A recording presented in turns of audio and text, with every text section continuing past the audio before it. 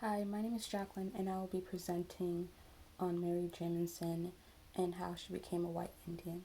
And if you've never heard of this, a white Indian is a person who was captured by Native Americans and decided to live the rest of their lives with the Native Americans because they liked the way they lived. Some background information on Mary Jemison is that she was born in 1743 over the Atlantic Ocean while her family was migrating over to America.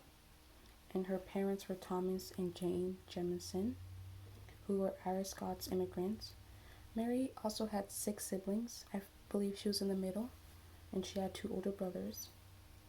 Her family ended up living in Pennsylvania in the land that was owned by a Native American tribe, um, which later on caused some controversy between the Native Americans, the French, and the English.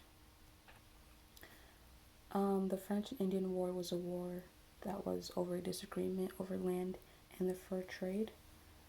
It was both sides had Indian allies, so like the French had Native American allies and the British also had Native American allies.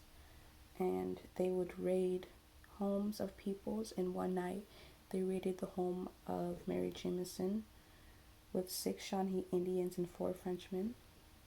They captured Mary.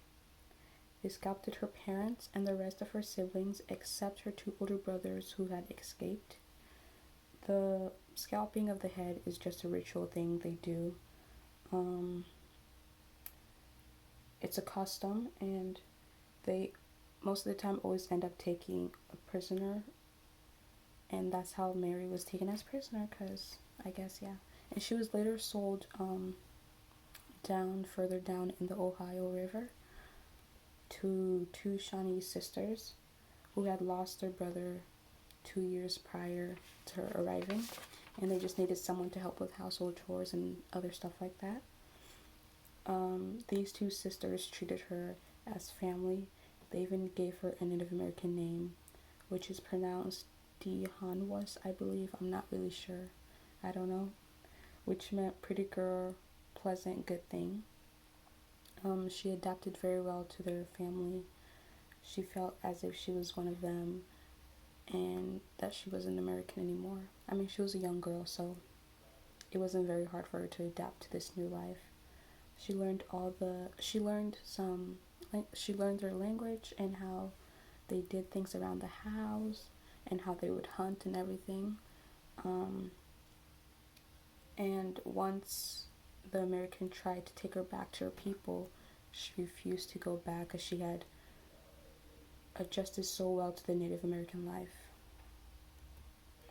In her later years, she ended up marrying a Native American man named Shanji, and they ended up having a son whose name was Thomas.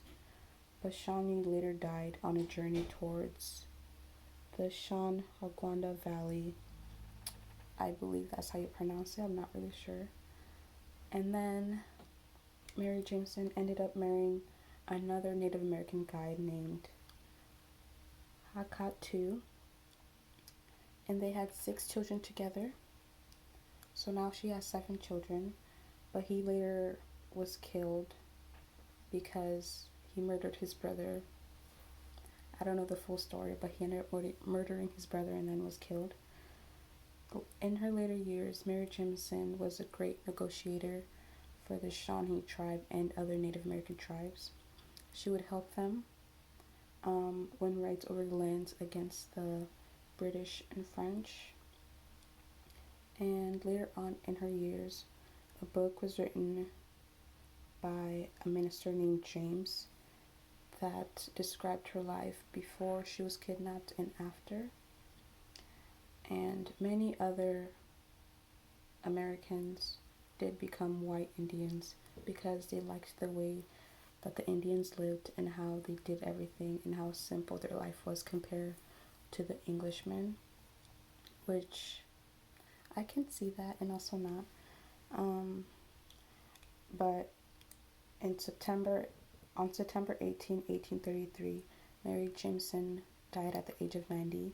So she lived a pretty long life, and she helped many people along the way. Even though she had lost many family members, she lived a really good life, and is still remembered to us this year. So thank you for listening.